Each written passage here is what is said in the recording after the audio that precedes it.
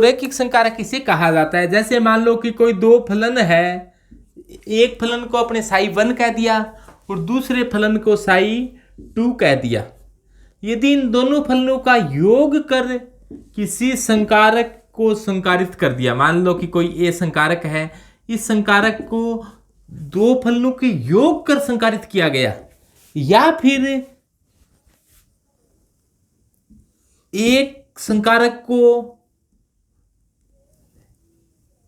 एक तरंग फलन पर संकारित किया गया और दूसरे तरंग फलन भी संकारित किया गया, दूसरे एक तरंग फलन पर संकारित किया गया, दूसरे तरंग फलन पर भी संकारित किया गया और फिर इसका योग किया गया।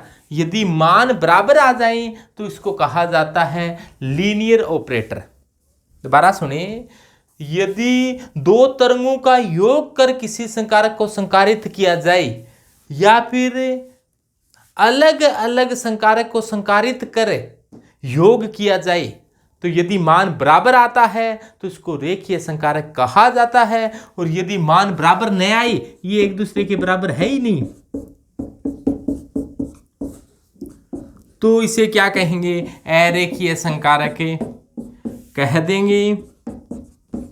यदि मान बराबर है तो रेखीय है और यदि मान बराबर नहीं है, ये एक दूसरे के इक्वल नहीं है, तो इसको क्या कह देंगे? अरेखीय संकारक कह देंगे।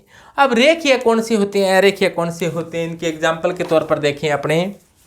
जैसे मान लो d/dx अवकलन है, d/dx है, यहां पर मान लो u + v हो, तो इसको आपने इस प्रकार से d/dx u + d/dx है v लिख सकते हैं। यानी कि ये एक ही बात है, इन दोनों को जोड़ कर d/dx लगाया जाए या फिर अलग अलग लगाकर पहले मान लो v का अवकलन किया गया, फिर u का अवकलन किया गया, अवकलन करने के बाद में जोड़ा गया या फिर जोड़कर अवकलन किया गया, मान इक्वल आते हैं, तो इसका मतलब d/dx है। d/dx है, ये क्या है? रेखीय संकारक है। जबकि अरेखीय संकारक की बात करें, अरेखीय संकारक जैसे मान लो अंडरूड है, वो अरेखीय संकारक है। जैसे मान लो कि कोई 5 है,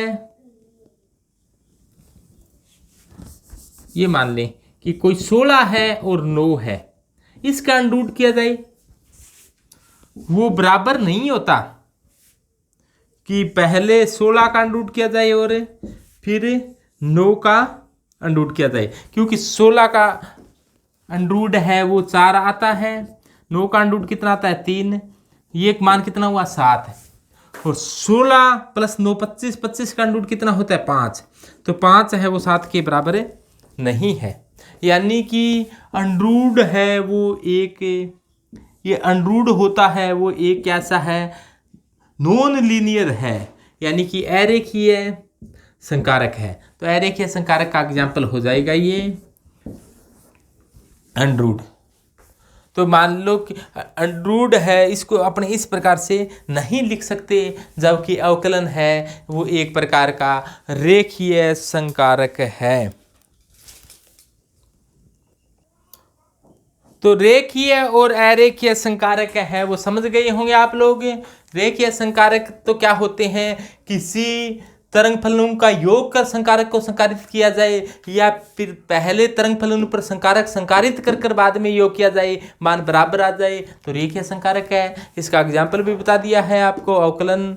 और यहाँ पर नॉन लीनियर में तो ये बराबर नहीं आता, लीनियर में तो क्या होता है? बराबर आता है, नॉन लीनियर में बराबर नहीं आता। इसका एग्जाम्पल भी बता दिया आपको, अंडरूड। तो आप इसको इस प्रकार से भी लिख कर दर्शा सकते हो कि अंडरूड है वो साई 1 + साई 2 का जोड़कर अंडरूड करें या फिर इसका अलग अलग अंडरूड कर जोड़ें, तो ये बराबर नहीं बैठते हैं, तो ये अरेखीय संकारक हैं। तो रेखीय और अरेखीय संकारक की